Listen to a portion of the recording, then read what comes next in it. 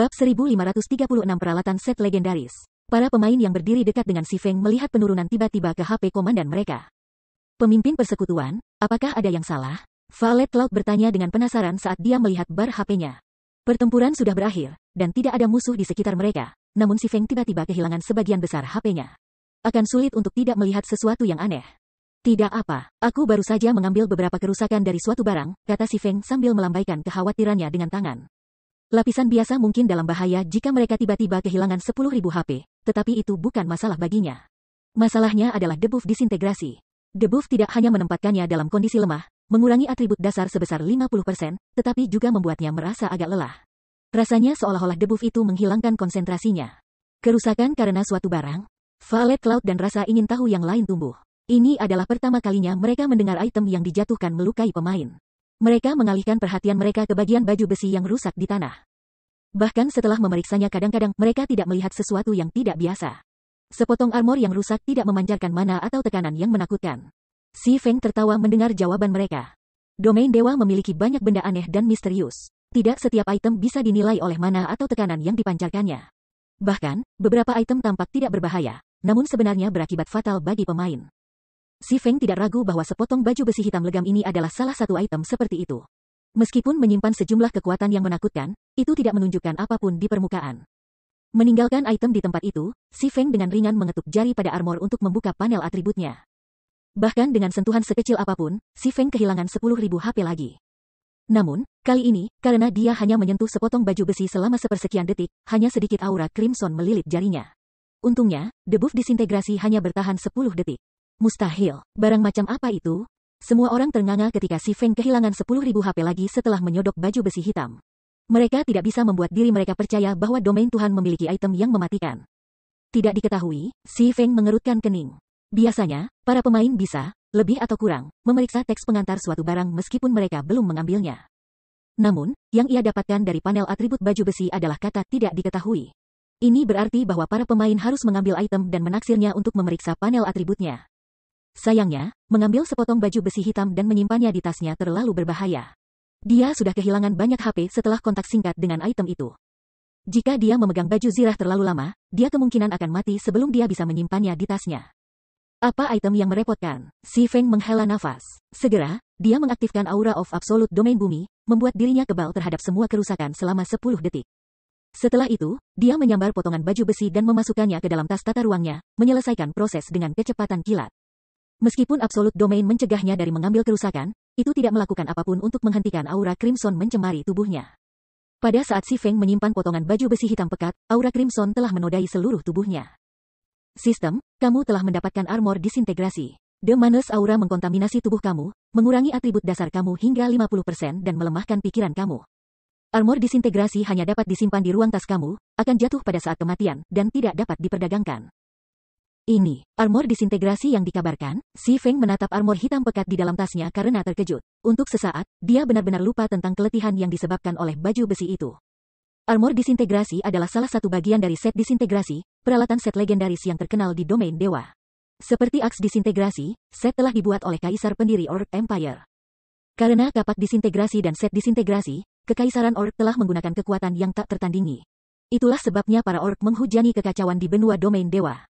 Namun, baik kapak disintegrasi dan set telah dihancurkan dengan kematian kaisar pendiri. Selain itu, tidak seperti aks disintegrasi, yang fragmennya telah ditinggalkan di perbendaharaan istana Orc, set disintegrasi telah hilang setelah kehancurannya. Tidak ada petunjuk tentang keberadaan peralatan yang ditetapkan. Si Feng tidak pernah berharap untuk mendapatkan sepotong disintegrasi di sini. Peralatan set legendaris. Bahkan setelah 10 tahun di domain dewa, Si Feng belum pernah mendengar seorang ahli mengenakan peralatan set legendaris. Bahkan satu item legendaris sangat kuat, tidak mungkin bagi seorang pemain untuk mengumpulkan peralatan set legendaris penuh. Seorang pemain tier 5 dengan seperangkat seperti itu mungkin bisa membunuh dewa. Menurut legenda, kaisar pendiri kekaisaran Orc pernah membunuh dewa kuno meski bukan dewa tingkat 6. Dia mampu melakukannya berkat aks dan set disintegrasi. Karena hal ini, perangkat disintegrasi telah dikenal sebagai salah satu dari 10 perangkat legendaris agung milik domain. Si Feng tidak pernah berpikir bahwa dia akan cukup beruntung untuk menemukan salah satu potongan yang ditetapkan hari ini. Itu bahkan potongan dada yang paling penting. Setelah itu, Si Feng mengaktifkan mata Mahatau untuk memeriksa armor disintegrasi. Begitu dia mengklik untuk memeriksa baju besi, sistem mengungkapkan bar memuat 30 detik. Waktu penilaian disintegrasi armor jauh lebih lama daripada item epic normal. Hasil ini meyakinkan Si Feng bahwa armor disintegrasi di tasnya adalah bagian dari set disintegrasi yang dikabarkan. Waktu berlalu dengan cepat. Sementara Si Feng menilai armor disintegrasi, anggota timnya mengawasinya dengan kejutan dan keingintahuan. Mereka semua ingin tahu item apa yang dijatuhkan oleh Orc Warlord. Seketika Si Feng telah menyimpan potongan dada hitam legam, atributnya telah jatuh sangat. Jika seorang ahli biasa mengalami penurunan sebesar ini, mereka akan lumpuh. Setelah penilaian selesai, panel atribut disintegrasi armor muncul di hadapan Si Feng. Armor disintegrasi hancur. Salah satu peralatan legendaris yang dibuat Kaisar Pendiri Orc telah dibuat. Pemakai baju besi ini akan mendapatkan kekuatan yang lebih besar dari Titans. Mereka juga akan jatuh ke dalam siklus kegilaan yang tak ada habisnya. Namun, armor disintegrasi telah rusak diperbaiki selama perang besar, dan sekarang bocor kekuatan disintegrasi di dalam. Kekuatan disintegrasi akan mencemari pemain yang membawa item ini. Apa, itu rusak diperbaiki? Si Feng terdiam. Dia mengira dia beruntung dan mendapatkan sepotong peralatan legendaris yang terfragmentasi. Jika itu masalahnya, dia bisa secara bertahap mengembalikan item ke peringkat legendari. Dia tidak berharap barang itu akan diperbaiki. Tidak hanya dia tidak bisa menggunakan armor disintegrasi, tetapi dia juga tidak bisa memperbaikinya. Itu tidak lebih dari potongan besi tua yang pecah. Tetapi sebelum Si Feng menutup panel atribut, serangkaian pemberitahuan sistem membombardir telinganya. Sistem, selamat, kamu telah memperoleh quest legendaris, menyusun kembali armor disintegrasi. Konten pencarian, karena kekuatan disintegrasi yang menyebar, para orc mulai bermutasi. Untuk mencegah penyebaran kekuatan disintegrasi, kamu perlu menyusun kembali armor disintegrasi. Hadiah tidak diketahui. Sistem, karena kekuatan disintegrasi armor disintegrasi, kamu akan menarik perhatian semua orc yang bermutasi. Sistem, kamu telah menjadi target untuk para orc yang bermutasi. Harap berhati-hati selama eksplorasi. Pengumuman sistem, seorang pemain telah memicu paket ekspansi baru, pemberontakan orc. Pembaruan sistem diperlukan. Durasi yang diperkirakan adalah 5 jam. Harap bersiap untuk keluar. Apa yang sedang terjadi? Pemimpin persekutuan, apakah kamu melakukan ini? Menanggapi pemberitahuan tersebut, anggota Zero Wing berbalik ke arah Si Feng, dengan asumsi dia telah menyebabkan rilis paket ekspansi baru ini. Bab 1537 Bountiful Loot. Melihat pemberitahuan sistem, Si Feng jatuh ke dalam pemikiran yang mendalam. Meskipun dia tahu bahwa tidak akan mudah untuk mendapatkan disintegrasi set, yang pernah digunakan oleh salah satu tokoh legendaris domain dewa, dia tidak berharap hal itu terjadi. Ini sulit. Memperbaiki armor itu adalah satu hal, tetapi itu adalah cerita yang berbeda jika dia harus menyusunnya kembali. Itu tidak berbeda dengan memintanya untuk menempa armor disintegrasi baru, peralatan set legendaris. Selain itu, selama dia membawa disintegrasi armor padanya, orc yang bermutasi akan secara acak menyerang di ladang. Ini pasti akan memperlambat kemajuannya. Yang paling penting, ia terjebak dalam keadaan tercerai-berai yang abadi, atribut dasarnya sangat lemah. Itu juga menguras konsentrasinya. Jika dia tidak menemukan solusi dengan cepat, itu akan sangat berdampak pada leveling dan efisiensi pencariannya. Sepertinya aku harus mengunjungi Seliora. Si Feng menghela nafas tanpa daya. Seliora adalah satu-satunya Grandmaster Forger yang ia kenal. Adapun Master Forges, mereka tidak mampu menyusun kembali item kaliber disintegrasi armor. Setelah semua, set disintegrasi adalah top tier bahkan di antara peralatan set legendaris. Ketika Si Feng meminta anggota timnya untuk duduk, bersiap untuk keluar dan beristirahat, dia melihat keterampilan tambahan di jendela keterampilannya. Aku benar-benar menerima keterampilan unik sebagai hadiah. Si Feng tidak bisa menahan keterkejutannya saat dia membuka skill window-nya.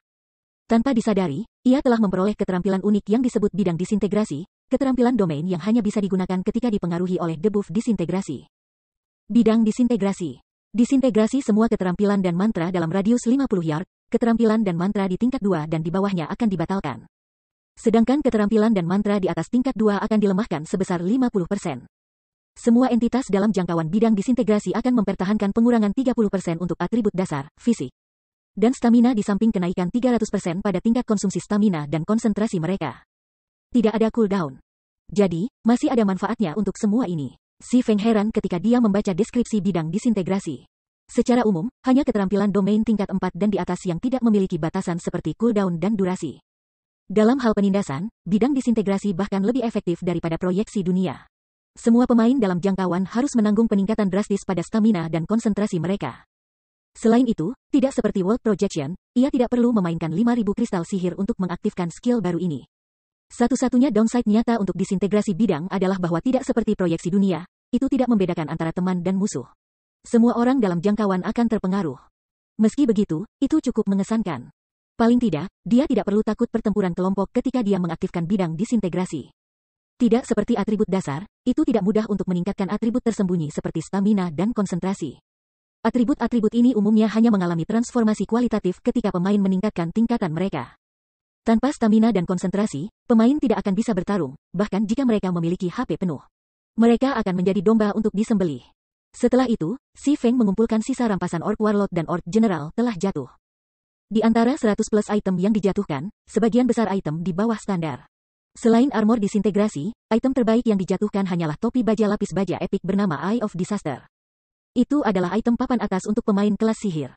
Saat dilengkapi, Eye of Disaster tidak hanya meningkatkan rentang spellcasting pemakai sebesar 20%, tetapi juga meningkatkan tingkat penyelesaian ejaan sebesar 2%. Si Feng tidak menetapkan mata bencana kepada siapapun yang spesifik dalam tim. Sebagai gantinya, ia menambahkannya ke gudang inti perserikatan, menyiapkannya untuk lelang internal dimulai dengan tawaran awal 50.000 GCP. Saat ini, 1 GCP di Zero Wing bernilai 32 koin tembaga. Karenanya, tawaran awal Eye of Disaster hanya 1.600 emas yang cukup murah. Ada juga sekitar 2 lusin peralatan level 50 dan 55 Fine Gold dan Dark Gold. Di antara mereka, 8 adalah peringkat Dark Gold. Semua item ini adalah senjata tingkat atas dan peralatan, yang bahkan diperebutkan oleh berbagai guild besar, biasanya. Level 50 plus item Dark Gold hanya turun dari tim dungeon skala besar yang layak, dan mereka memiliki drop rate yang sangat rendah. Selain peralatan, ada lebih dari selusin bahan peringkat epic dari berbagai jenis. 17 Magic Scrolls juga telah jatuh. Meskipun tidak ada tier 4, ada 2 scroll pemanggilan tier 3 dan 3 scroll magic pemusnah skala besar. Tapi dibandingkan dengan barang-barang ini, Si Feng paling menghargai resep ramuan penambah mana, dan resep alkimia tingkat lanjut.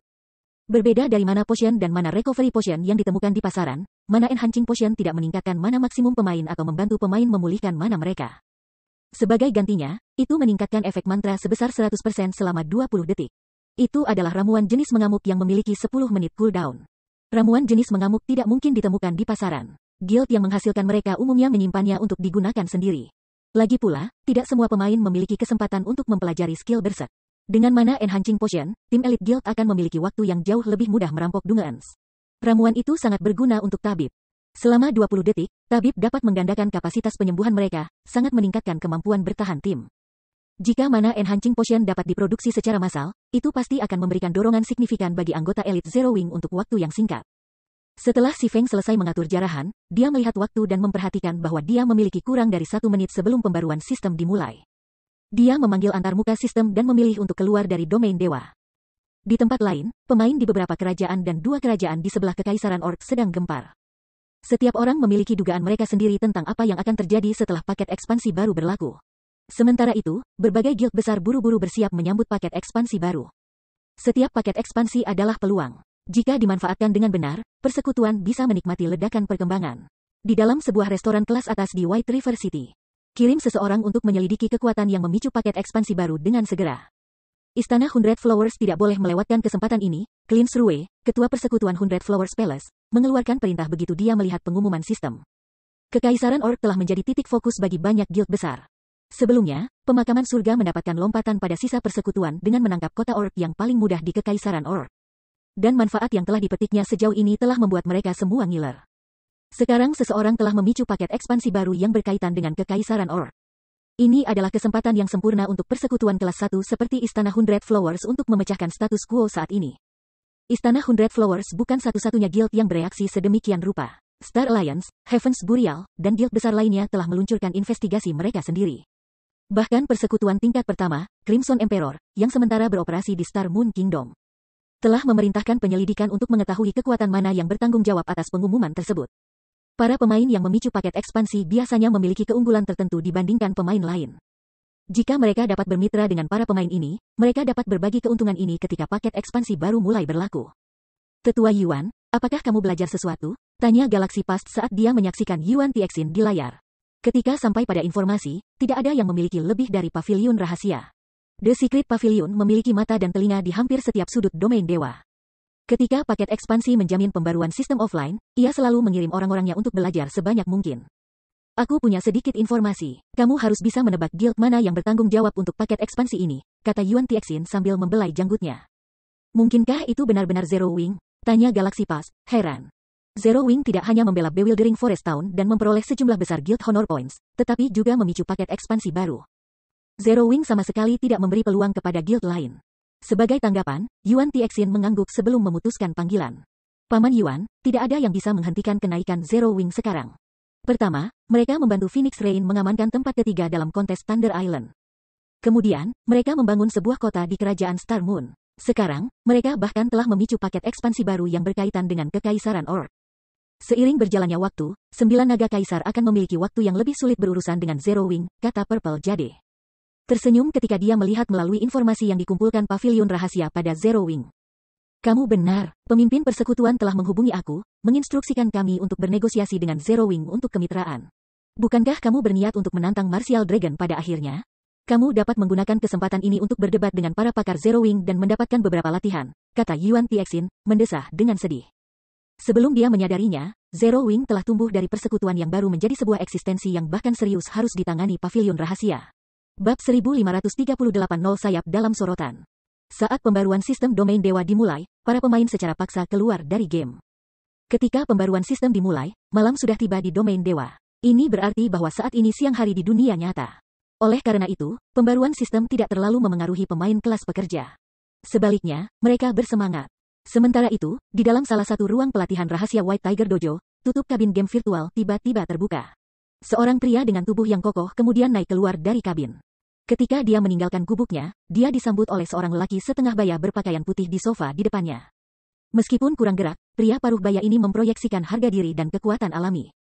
Pria paruh baya ini tidak lain adalah Jiang Tianyuan, salah satu kepala balai-balai dojo harimau putih.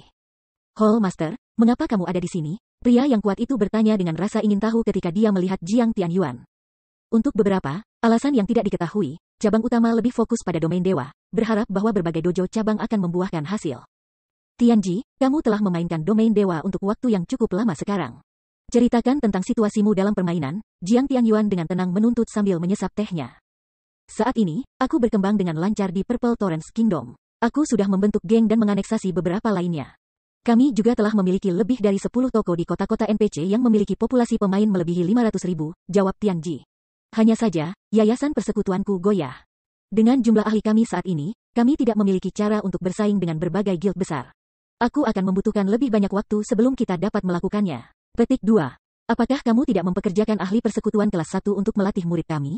Apakah para ahli itu tidak cukup?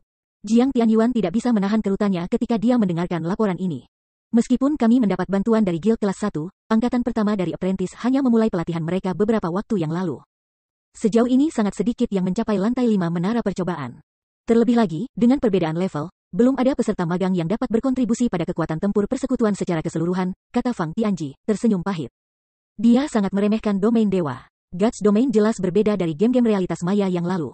Tidak hanya permainannya yang sangat realistis, tetapi kompleksitas teknik dan gerakan kombinasinya juga di luar dugaannya. Mereka tidak mudah untuk dipahami dalam waktu singkat. Kalau tidak, perserikatan besar dengan ratusan ribu anggota tidak akan memiliki begitu sedikit pakar.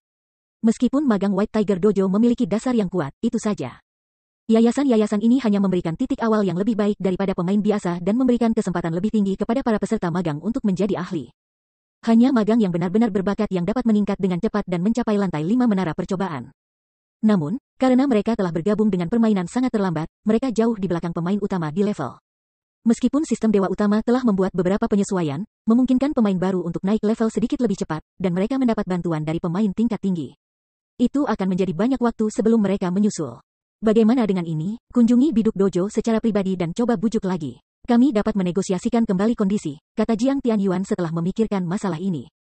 Awalnya, Jiang Tianyuan telah meminta bantuan Zero Wing sebagai pemikiran yang lewat. Dia tidak benar-benar melihat masalah ini sebagai hal yang penting. Namun, dia tidak berharap Zero Wing akan mampu di domain dewa.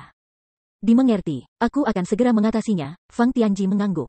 Ketika Fang Tianji bergabung dengan domain dewa, dia belum tahu banyak tentang situasi internal game. Dia baru menyadari betapa mengesankannya Zero Wing setelah bertarung dalam permainan untuk beberapa waktu. Paling tidak, para guild kelas 1 saat ini tidak memiliki peluang melawan Zero Wing. Persekutuan bahkan memiliki tempat pelatihan suci bagi para ahli kota hutan batu.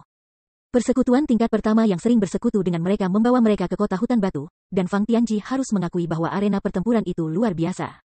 Jika pemain biasa berlatih di sana, mereka akan berkembang jauh lebih cepat daripada berlatih di menara Trial Divine Colosseum. Setelah itu, Fang Tianji berjalan ke Big Dipper Dojo. Sementara itu, di Greenwater Villa, Si Feng menggunakan waktu luangnya untuk memandu anggota internal persekutuan saat mereka mengerjakan teknik tempur mereka. Karena ketenaran Zero Wing tumbuh, lebih banyak orang berjuang untuk menjadi anggota internal. Terlepas dari persyaratan ketat persekutuan, mereka sekarang memelihara lebih dari 300 anggota internal. Bahkan Greenwater Villa yang besar merasa sedikit sempit karena begitu banyak orang yang tinggal dan berlatih di dalamnya. Pemimpin persekutuan, yang terlemah dari rekrutan baru kami sekarang dapat mencapai lantai 4 menara percobaan, dan beberapa sudah mencapai lantai 5. Di antara berbagai anggota internal, Yu Ziping meningkatkan tercepat. Tidak heran mengapa kamu memiliki pendapat yang begitu tinggi tentangnya. Dia sudah mencapai tahap akhir lantai 5. Aku ragu bahwa itu akan lama sebelum dia mencapai lantai 6, Blackie melaporkan ketika dia menyaksikan Yu Ziping dan yang lainnya, yang saat ini berlatih di aula utama. Sangat disayangkan bahwa kami hanya dapat merekrut sejumlah kecil anggota internal sekarang. Jika kita bisa merekrut beberapa orang lagi, kita bisa membangun pasukan ahli dengan sangat cepat. Petik 2. Zero Wing bersinar seperti matahari tengah hari di Star Moon Kingdom. Jika mereka dapat menopang 1000 anggota internal, mereka dapat dengan cepat melatih tim ahli 1000 orang. Bahkan tanpa mengandalkan kekuatan utama persekutuan, mereka bisa dengan mudah menyerang tim bawah tanah tim. Mereka juga dapat mendirikan persekutuan cabang lain. Guild kelas 1 mempertahankan status mereka begitu lama karena jumlah yang tinggi dan kekuatan yang cukup dari para ahli yang mereka pelihara. Setelah bergabung dengan Guards Domain, persekutuan kelas 1 ini mampu berkembang di beberapa negara sekaligus, bersaing memperebutkan sumber daya di berbagai lokasi. Sebaliknya, Zero Wing belum cukup kuat untuk melakukannya. Aku khawatir kita harus menunggu masalah di sisi Snow Lembut untuk menetap terlebih dahulu. Namun, kecuali perusahaan-perusahaan itu menemukan pihak lain yang berkepentingan, itu tidak akan lama sebelum negosiasi berakhir. Lagi pula, mahal untuk mempertahankan tempat pelatihan sebesar itu. Kepala si Feng sakit karena masalah ini. Dia tidak pernah berpikir bahwa dia harus menanggung hari seperti itu. Daripada guild yang membatasi pengembangan tempat latihan mereka membatasi pengembangan Zero Wing. Ketika si Feng membahas tempat pelatihan baru dengan Blackie, Liang Jing menghubunginya. Kepala instruktur Si, seorang pria bernama Yuan Tiexin mencarimu. Haruskah aku minta dia menunggu di ruang tamu? Liang Jing bertanya. Yuan Tiexin, si Feng sedikit bingung. Aku mengerti. Suruh dia menunggu di ruang penerimaan 1 untuk aku. Aku akan menuju ke sana sekarang. Petik 2. Baiklah. Liang Jing mengangguk. Dia kemudian memimpin Yuan Tiexin dan rombongannya ke Reception Room 1. Di lobi Big Dipper Dojo, kedatangan kelompok Yuan Tiexin telah menyebabkan keributan kecil. Namun, keributan ini bukan karena orang banyak mengenali Yuan Tiexin, tetapi karena dua pengawalnya. Kedua pengawal tersebut mengenakan jas hitam dengan logo perisai perak yang diembos di dada kiri. Ini tidak lain adalah logo Guardian Group, sebuah perusahaan pengawal kelas dunia. Apalagi keduanya adalah pengawal bintang 3. Biasanya, mustahil untuk menemukan pengawal berpangkat tinggi di kota Jinhai karena bahkan perusahaan kota yang paling kuat pun tidak memenuhi syarat untuk mempekerjakan mereka. Namun keduanya telah datang ke sini. Kakak Tianji, jangan bilang kamu benar-benar di sini untuk berbicara dengan si Feng itu. Terakhir kali aku datang ke sini, perilakunya sangat arogan. Dia menunjukkan dojo macan putih tidak menghormati. Apakah kemitraan dengannya benar-benar diperlukan untuk sebuah game? Petik 2. Dia benar-benar tidak bisa mengerti mengapa Jiang Tianyuan berulang kali mencari kerjasama dari Gaming Guild. White Tiger Dojo adalah salah satu dojo terbaik di negara itu. Mereka dapat dengan mudah meyakinkan setiap Gaming Guild untuk bekerja sama dengan sebuah kata. Namun Fang Tianji, salah satu instruktur dojo, telah melakukan kunjungan pribadi untuk bernegosiasi dengan Zero Wing. Itu tak terbayangkan. Cukup, Hall Master dan aku punya alasan kami. Ketidaksukaan Fang Tianji tumbuh ketika dia mendengarkan Xie Qiwen. Secara kebetulan, dia melihat kelompok Yuan Tiexin memasuki ruang resepsi dan syok mencengkeram hatinya. Hah, itu, Yuan Tiexin dari Paviliun Rahasia? Kenapa dia ada di sini? Petik 2. Setelah bergabung dengan Domain Dewa, ia telah menyelidiki kekuatan utama game secara menyeluruh. Secara alami, dia telah menghafal wajah orang-orang seperti Yuan Tiexin, eselon atas dari kekuatan transendental seperti Paviliun Rahasia. Karena pria itu tidak mengubah penampilannya dalam permainan, Fang Tianji dengan mudah mengenali Yuan Tiexin dengan lirikan. Bab 1539 Guild Super Kelas 1. Paviliun Rahasia. Mendengar gumaman Fang Tianji dan melihat tatapan hormat yang dia berikan kepada kelompok Yuan Tiexin, Xie Qiwen tidak bisa menahan rasa penasarannya. Fang Tianji adalah instruktur termuda di Dojo Harimau Putih dan murid pribadi Jiang Tianyuan. Fang Tianji berpotensi menjadi master balai cabang. Pria itu adalah seorang ahli dan sudah berpartisipasi dalam berbagai kompetisi internasional. Selain itu, baik Jiang Tianyuan dan guru balai utama Harimau Putih Dojo menghargai Fang Tianji, yang memberikan kata-katanya sangat berarti di dojo. Namun, sekarang, seseorang seperti Fang Tianji sebenarnya dihormati kelompok Yuan Tiexin. Tidak mengherankan bahwa kamu tidak mengenalinya. Mari kita tunggu di luar untuk sekarang, Fang Fangji menginstruksikan, tidak repot-repot untuk memberikan penjelasan kepada Xie Qiwen. Dia bukan lagi seorang noob yang tidak tahu apa-apa tentang domain dewa. Dia sekarang memiliki pemahaman yang jelas tentang seberapa dalam perairan domain Tuhan itu. Dia juga tahu seberapa besar potensi permainan itu. Selain fungsi akselerasi waktu, yang memungkinkan pemain menikmati rentang hidup yang lebih lama, kemampuan game untuk menggantikan banyak olahraga, sumber hiburan, dan pekerjaan di dunia nyata menunjukkan nilai potensi yang menakutkan. Karenanya, berbagai raksasa industri di seluruh dunia berinvestasi di domain dewa, satu demi satu. Mereka semua berharap untuk mendapatkan beberapa keuntungan dan sumber daya sebelum kelahiran baru era baru. The Secret Pavilion adalah eksistensi transendental di dunia game virtual dan mendapat dukungan dari banyak perusahaan internasional. White Tiger Dojo tidak bisa dibandingkan. Kami menunggu di luar, untuk sesaat, Xie Qiwen mengira ia salah dengar. Mereka telah melakukan perjalanan sejauh ini untuk mengunjungi Big Dipper Dojo, namun bukan saja dojo ini tidak memberikan penerimaan yang tepat dan megah. Tetapi Fang Tianji bahkan menyarankan agar mereka menunggu, memungkinkan para pendatang baru untuk melakukan bisnis mereka di depan kelompok mereka. Xie Qiwen bahkan bertanya-tanya apakah pria di depannya benar-benar Fang Tianji yang dia kenal. Namun, karena pria itu telah memutuskan, dia tidak punya pilihan selain menunggu di lobi bersama Fang Tianji. Sementara itu, di ruang penerimaan 1, Si Feng tiba sesaat setelah Yuan Tixin membuat dirinya nyaman. Paman Yuan, aku minta maaf untuk menunggu, kata Si Feng sambil menyambut Yuan Tixin dan rombongannya. Bolehkah aku tahu alasan kunjungan mendadakmu? Setelah tidak bertemu satu sama lain selama beberapa waktu, Si Feng jelas bisa merasakan perubahan yang signifikan pada aura Yuan Tixin dan Purple Jade. Yuan Tixin, khususnya, merasa seolah masa mudanya telah dipulihkan. Namun, perubahan itu tidak terlalu mengejutkan Si Feng. Sepanjang berbagai petualangan dan pertempuran di domain dewa, otak seseorang akan bekerja terus-menerus. Ini, pada gilirannya, menjaga sel-sel tubuh aktif. Selain itu, eselon atas guild seperti Yuan Tixin memiliki hak istimewa untuk pasokan nutrien fluid S-Rank, menjaga tubuhnya agar tetap muda dan kuat. Ini akan menjadi pengetahuan umum di masa depan. Meskipun mustahil untuk mencapai kehidupan kekal melalui metode ini, adalah mungkin untuk memperpanjang hidup seseorang. Setelah pengenalan sistem ruang pikiran, khususnya, efek domain dewa pada umur manusia akan menjadi lebih jelas. Ini juga merupakan alasan utama mengapa berbagai raksasa industri berinvestasi dalam domain dewa. Kamu sama sekali tidak berubah. Tidak bisakah aku berkunjung semata-mata untuk memberi selamat kepada Zero Wing? Yuan Tixin tidak bisa menahan tawa pada sikap lugas Si Feng. Selamat nol sayap, Si Feng mengulangi dengan skeptis. Dia tidak percaya Yuan Tixin sedikit pun. Pavilion rahasia adalah persekutuan besar-besaran. Seorang eselon atas seperti Yuan Tixin harus memiliki daftar tugas yang panjang setiap hari. Bagaimana mungkin dia punya cukup waktu untuk mengobrol di sini? Baiklah, aku akan langsung ke intinya. Pemimpin kelompok kami telah menyatakan minat besar pada Zero Wing dan bersedia berinvestasi di serikat kamu. Kami hanya ingin 50% saham Zero Wing. Sebagai imbalannya, kami akan menjamin bahwa Zero Wing akan menjadi persekutuan tingkat pertama dengan sangat cepat, kata Yuan Tixin. 50%, Si Feng mengerutkan kening.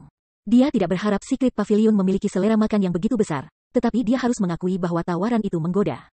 Jika Secret Pavilion membuat penawaran seperti itu kepada persekutuan kelas 1, kemungkinan akan melompat pada kesempatan itu.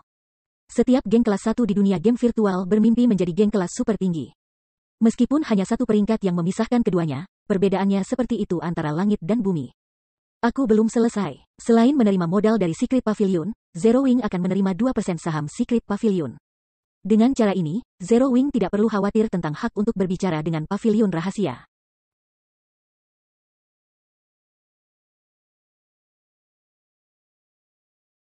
Adapun pemimpin-pemimpin Black Flame, dia akan menjadi salah satu tetua pavilion rahasia, kata Yuan Tixin, tertawa kecil ketika dia melihat melalui keraguan Si Feng. Pemimpin persekutuan bersedia menawarkan 2% saham persekutuan. Purple Jade terpana. Meskipun dia menemani Yuan Tixin untuk bernegosiasi dengan beberapa persekutuan kelas 1, mereka tidak pernah menawarkan persyaratan yang begitu murah hati. Dengan 2% saham Secret Pavilion, seseorang akan menjadi pemegang saham utama. Pavilion rahasia adalah eksistensi kolosal. Bahkan mendapat dukungan finansial dari banyak perusahaan internasional. Tolong izinkan aku untuk menolak. Si Feng menggelengkan kepalanya dan menolak tawaran itu tanpa ragu-ragu. Yuan Tixin dan Purple Jade keduanya tercengang. Pemimpin persekutuan kami hanya menawarkan sebagian dari saham Wing Wing kepada Zero Wing. Apakah kamu tidak akan mempertimbangkan tawaran itu? Atau laporkan ini kepada ketua persekutuanmu? Yuan Tixin memohon dengan tulus. Meskipun Zero Wing menunjukkan proses yang hebat dalam pengembangannya, kompetisi di domain GAT baru saja dimulai. Seiring berjalannya waktu, berbagai perusahaan yang telah berinvestasi dalam permainan akan mulai bersinar. Berdasarkan informasi pavilion rahasia, beberapa persekutuan tak dikenal dan persekutuan kelas 1 telah mulai menunjukkan kemajuan yang menakutkan. Sementara itu, persekutuan ini memiliki ahli yang sama kuat dan kuatnya dengan Zero Wing. Selain itu, tidak seperti Zero Wing, persekutuan ini mendapat dukungan dari perusahaan besar. Kecepatan perkembangan mereka hanya akan tumbuh. Tidak perlu, pemimpin persekutuan kita telah membuat keputusan, kata Si Feng sambil menggelengkan kepalanya. Jika Zero Wing mendapat dukungan dari Secret Pavilion, itu bisa menjadi raksasa di dunia game virtual dalam waktu singkat.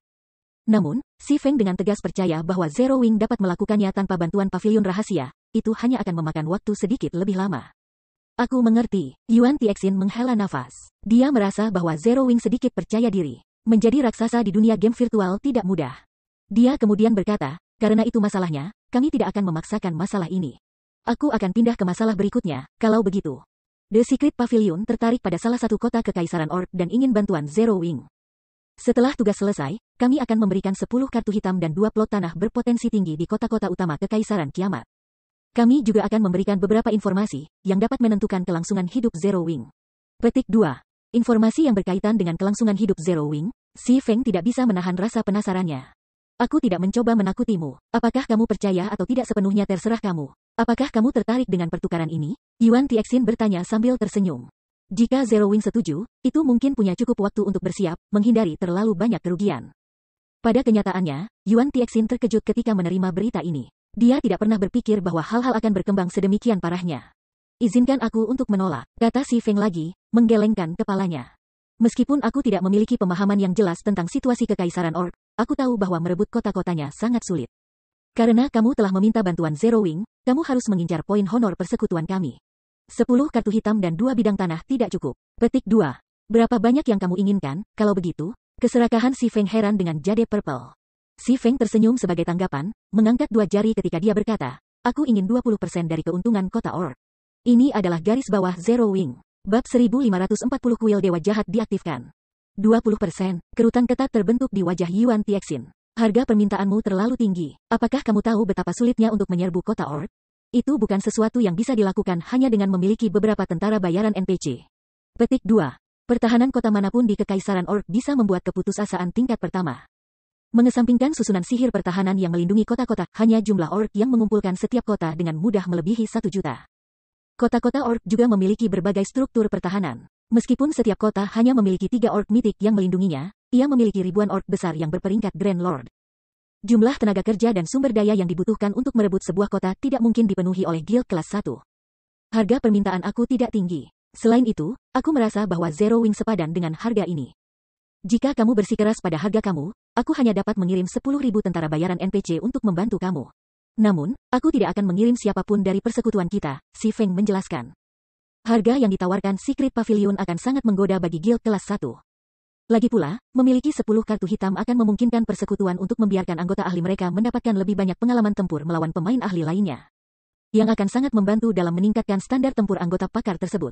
Sebagai buktinya, Shadow Sword dan anggota inti lainnya dari Zero Wing telah mencapai ranah refinement hanya dari pelatihan di sistem pelatihan simulasi Secret Pavilion selama beberapa waktu.